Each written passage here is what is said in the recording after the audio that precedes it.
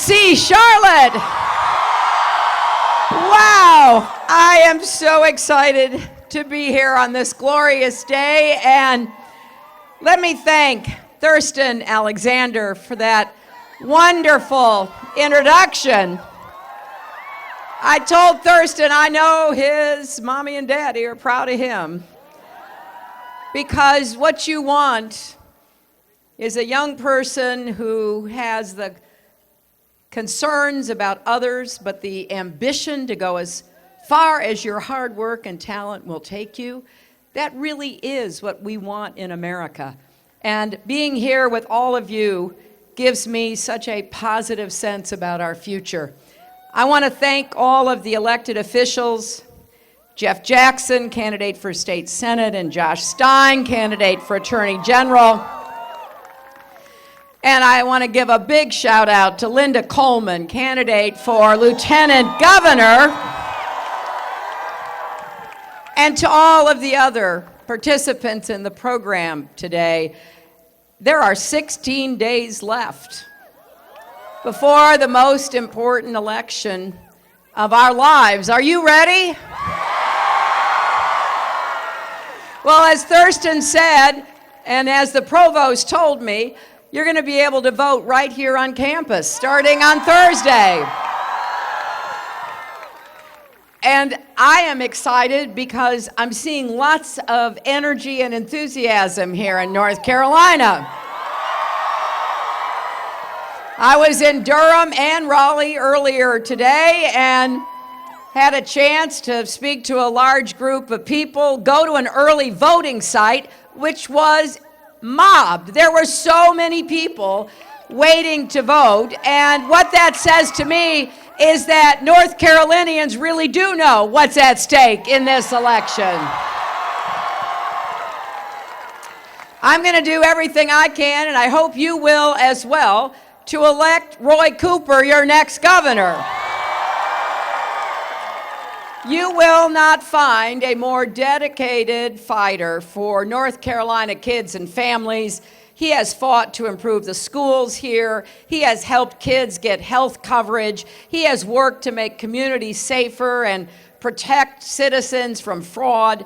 And he has real plans to create good-paying jobs and protect the environment.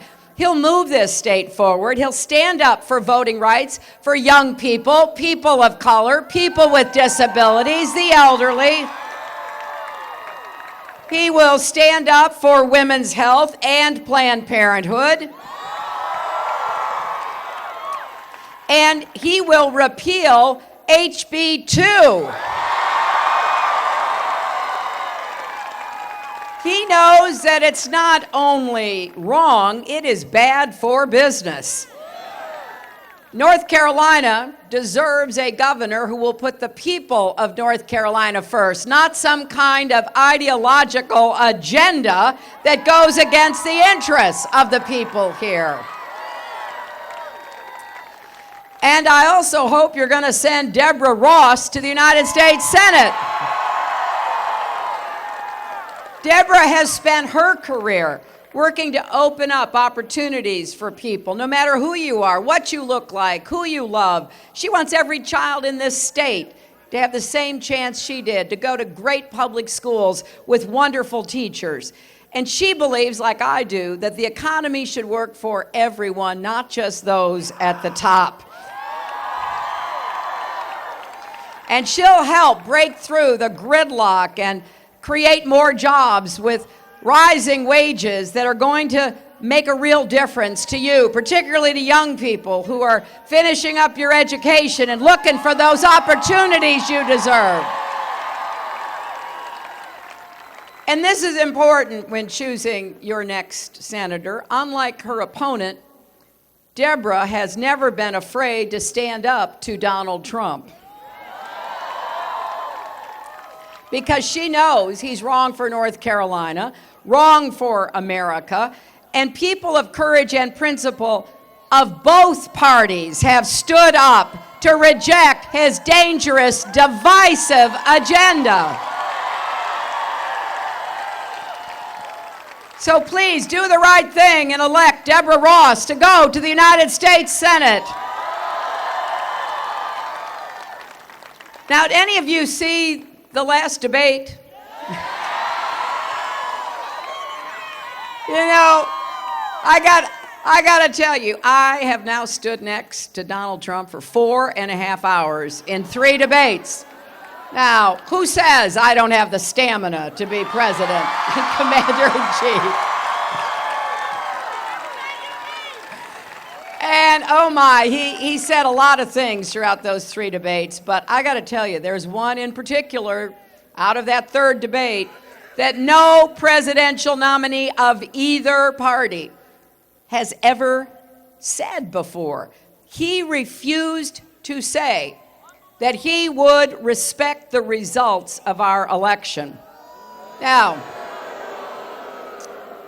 I have to admit, you know, when we were both asked the question, I assumed he would say what everybody has always said, which is, hey, of course, you know, because to say you won't respect the results of the election, that is a direct threat to our democracy. The peaceful transfer of power is one of the things that makes America, America. And as your Secretary of State, I visited 112 countries. And a lot of those countries are places that don't even pretend to be democracies. And then there are ones that pretend to be democracies, but if you're the political opponent to a powerful, strong dictator, you end up in exile, or you end up in jail, or you end up dead. It is not a joke. And look, some people are sore losers, and you know, we just got to keep going.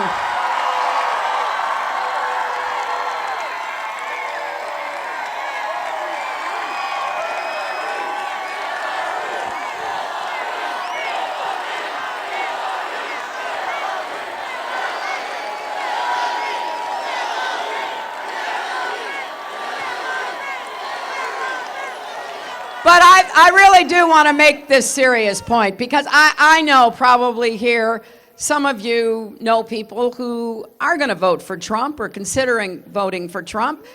And look, I want them to know, just like I want you to know, I want to be the president for every American. Democrats, Republicans, independents, people who vote for me, people who vote against me, because we've got to bring this country together. We've got to have everybody pulling in the same direction. And, you know, I understand some people are angry, but anger is not a plan, right? Now, I get criticized because I have lots of plans. I know, I hear it all the time. There she goes with another plan. How we're gonna create jobs, and how we're going to get down the cost of prescription drugs, and how we're going to deal with all of the challenges here at home and around the world. I know that, but I got to tell you, I sort of have this kind of old-fashioned idea. If I'm asking you for your vote, I should tell you what I want to do, right? And maybe, I'll admit, maybe it's kind of a woman thing. We make lists, right? We make our lists. And then we try to figure out what we're going to get done and cross it off. But I feel strongly that everything I'm proposing is doable. I'm not making it up. I think we can get the economy to work for everyone, not just those at the top. I really believe that. And we can't let all the negativity get us down. We can't give in to cynicism. That is one of the great consequences of people giving up hope, of not believing that we can do things. And that's something else I saw on all those visits to all those countries. But you know what? There's some really good news. Something exciting is happening now across our country. Millions and millions of people are registering, voting early, and volunteering. And we just reached a milestone. Right now, more than 200 million Americans are registered to vote in this election. That includes more than 50 million young people. That is more than ever in the history of our country. And we are now seeing a lot of North Carolinians, like I saw earlier at the event in Raleigh, turning out early to vote. And it's predicted that more people in this state will vote in this election than ever before. So,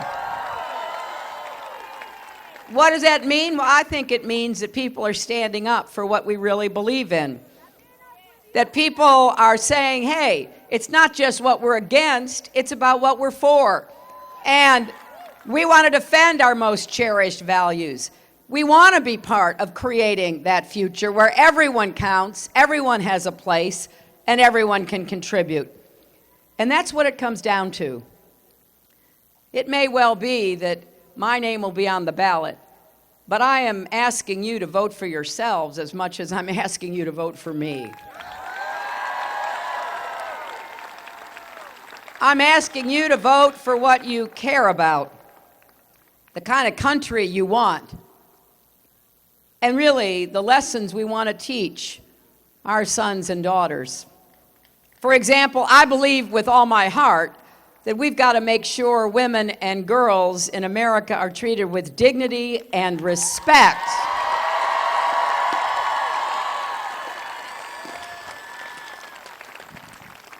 As I said in the debate, my opponent thinks belittling women makes him bigger. He goes after their dignity, their sense of self-worth, and I don't think there's a woman anywhere who doesn't know what that feels like. So that well may be who Donald Trump is. We have figured that out. But this election is about who we are and what we stand for. And it's up to us to make clear America is better than that. I believe that America is great because America is good. And we've got to make that true. And we have to stand up for the progress we've made, for our rights, for voting rights and civil rights, for women's rights and worker rights, for LGBT rights and the rights of people with disabilities.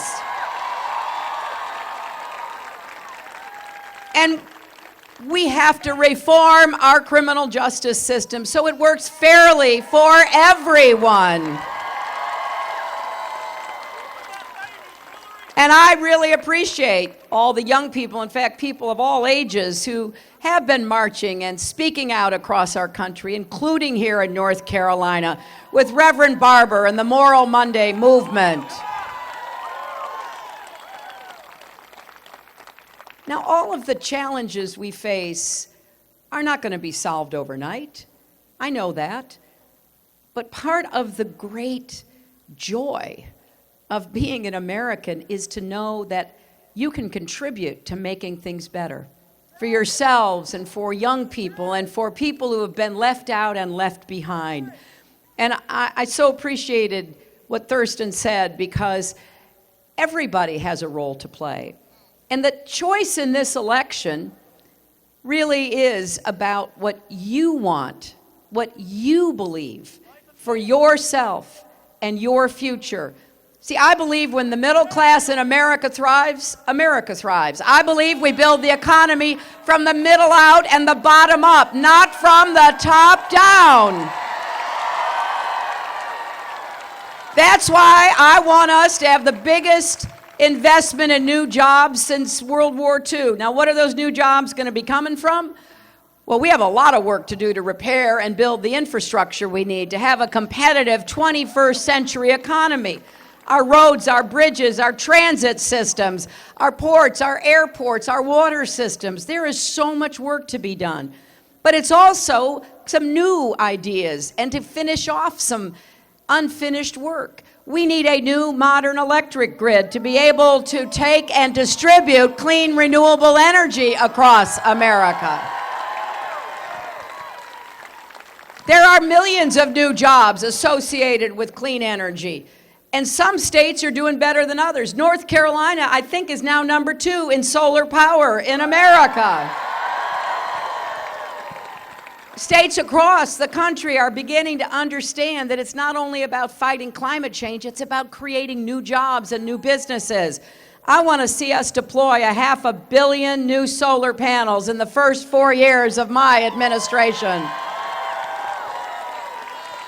I want us to be the clean energy superpower of the 21st century, because I think it's either going to be Germany, China, or us. And you know what? It should be us. We've invented most of the technology. We should be making the products. And these are jobs that can't be exported. They've got to be done right here in North Carolina. I also want to see us do more in advanced manufacturing.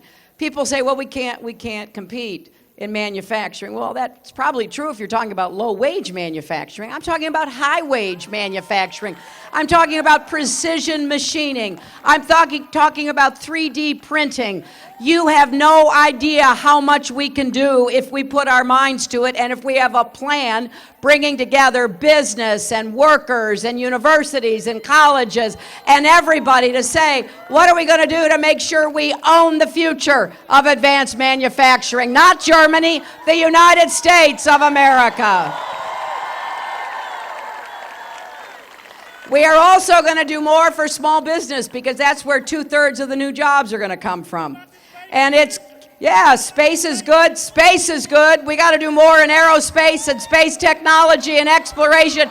That's the kind of technology and innovation and research that we should be investing in. And in order to do that, we've got to have an economy that is fair to everybody. That means, number 1, raise the national minimum wage so people are not mired in poverty. I also want to see more companies actually share profits with their employees. If you help to make the profit, you should share in it. And then finally, we are going to guarantee equal pay for women's work. Now, this is not a woman's issue, my friends. This is a family economics issue. If you have a mother, a wife, a daughter, or a sister who's working, it's your issue. And it is way past time for women to be paid fairly for the jobs that we do. Now, we're also going to invest in education from preschool through college and university. I want us to have universal pre-kindergarten, because too many kids show up at school unable to really begin learning. And I want good schools with good teachers in every single zip code in America. I want to bring technical education back into high school and do everything I can to support our community colleges. A 4-year degree should not be the only path to a good job and a middle-class life. And besides, there are going to be a bunch of jobs for machinists and welders and computer coders and healthcare technicians. I want that pipeline filled with young Americans who are going to get those jobs and have a good future. And we're going to bring down the cost of higher education. I'm going to make public colleges and universities tuition-free for any family whose income is $125,000 or less per year. Now, that's the vast majority of Americans, but if your family's above that, I want it to be debt-free. So pay what you can afford, but don't go into debt. I consider it an investment in young people, and I don't want you burdened with the debt that you have. I think it's great to work. I worked through college. I worked through law school. I believe in that. But I don't want people coming out burdened by debt and having a difficulty paying it back. We're going to change the way that debt works. We're going to bring down interest rates, and we're going to let you pay it back as a percentage of your income. And if you do certain public service or national service jobs, we're going to forgive a lot of or all of the debt in return for you doing that. I worked on this plan with Senator Sanders after we finished the primary. That's how I want people to work together. We had a great primary. It was about issues, not insults. And then when it was over, we sat down and said, how can we bring our ideas together and come up with a plan that we can work on to get passed? And if you want to see what it would mean to you, you can go to hillaryclinton.com/calculator and you can actually see how much you and your family will save if we pass this plan come next year. So when I think about what we're doing and how we're going to move forward together, I'm excited about it. People say to me, well, how are you going to pay for it? And I've said, look, I'm going where the money is. I mean, really, most of the gains in income have gone to the very top of the income scale, and that's great, but it's time for everybody to pay their fair share. And so I think that we should be looking to millionaires and billionaires and corporations, and that is the exact opposite of what my opponent is proposing. He truly believes, I think, that if you give trillions, that's trillions with a T, if you give trillions of dollars of tax cuts to millionaires and billionaires and corporations, everything will work out. It's trickle-down economics on steroids. I don't believe that, and there's no evidence for that. If you add up, and this is a little homework assignment, if you add up the number of jobs that our economy added when Barack Obama and Bill Clinton were president, and you compare it with the two Bush presidencies and the Reagan presidency, you'll see what I mean. We know how to create jobs and get incomes rising because we did it not so long ago. Now, the other thing, I think as a matter of simple fairness, since we heard Donald admit that he hadn't paid a dime in federal income tax for years, I couldn't understand that, because he said it made him smart. And I've been pondering this because I just don't know how smart you have to be to lose $1 billion in 1 year. I don't understand that. But then to add to that, I don't understand how you can run casinos and lose $1 billion. Have any of you folks ever been to a casino? You know that saying, the house always wins? Well, unprecedented. Lost $1 billion in 1 year. And avoided paying income taxes, which means that he has paid zero. Zero for our military, which he calls a disaster. Zero for our vets, some of whom, like POWs and others, he has insulted. Zero for Pell Grants and scholarship aid. Zero for education and health care. Zero for our country and its future. Now, this should not surprise anybody because, as I pointed out in the last debate, and I was surprised when I learned this, Donald has been denigrating America for decades. It didn't start with me. It didn't start with President Obama. Back in 1987, he spent $100,000 on an ad in the New York Times criticizing President Reagan.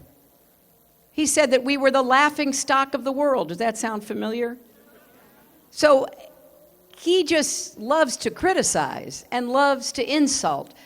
But we need people to come together to actually find common ground and make things happen. And when you're in the arena, you can't just be lobbing insults. You got to get to work. You have to roll up your sleeves. I've been privileged to know a lot of our presidents and certainly people who've run for president. I've had my differences with them on policies and principles, but I never questioned any of their fitness to serve as our president.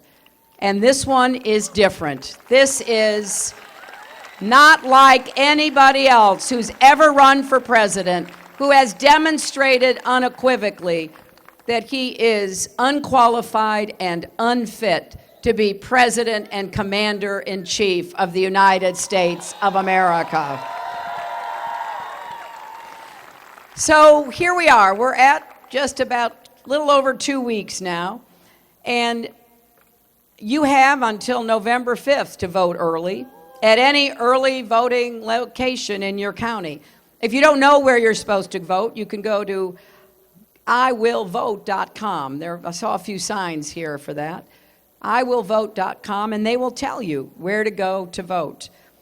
But I also hope maybe you'll get involved these last 2 weeks with us.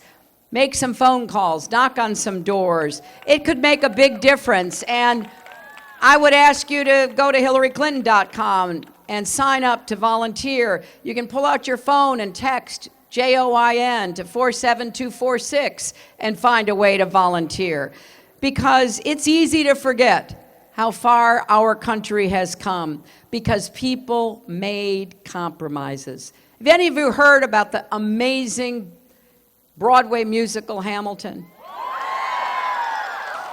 Wow, I'll tell you, I've seen it 3 times, and I listen to the score all the time.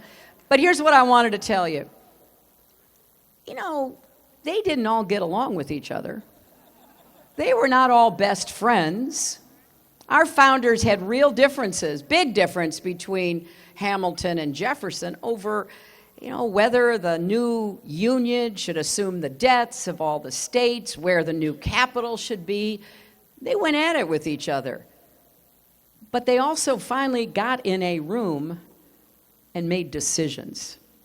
Right now, we're in a period of gridlock where folks don't want to get in the room and make decisions, which is contrary to how we have conducted ourselves for 240 years. We need to get back in the room, and we need to listen to each other. We can disagree without being disagreeable. We can admit none of us has all the answers. I certainly don't. When I heard Donald say at his convention, "I alone can fix it," I thought, my goodness. Last I checked, we're all human beings with our frailties and our imperfections. We need to be lifting each other up, not tearing each other down. And here's what I want you to know. I believe America's best days are still ahead of us. I believe for all the young people here at UNC Charlotte and across this state, that we can give you the chance to pursue and obtain your piece of the American dream, so long as we keep believing in that dream ourselves. A lot of people sacrificed for it, worked really hard for it. We can't be the first to give up on it. And I will promise you, if I am fortunate enough to be your president, I will get up every day in that White House. It will be my mission to think about how I'm going to give all of you, every single one of you, the best chance to live up to your own God-given potential in America. But I can't do it without you. So please, UNC Charlotte, turn out and vote, early vote. Bring your friends, your family. Let's go out and prove anything is possible in America. And yes, love trumps hate. Thank you.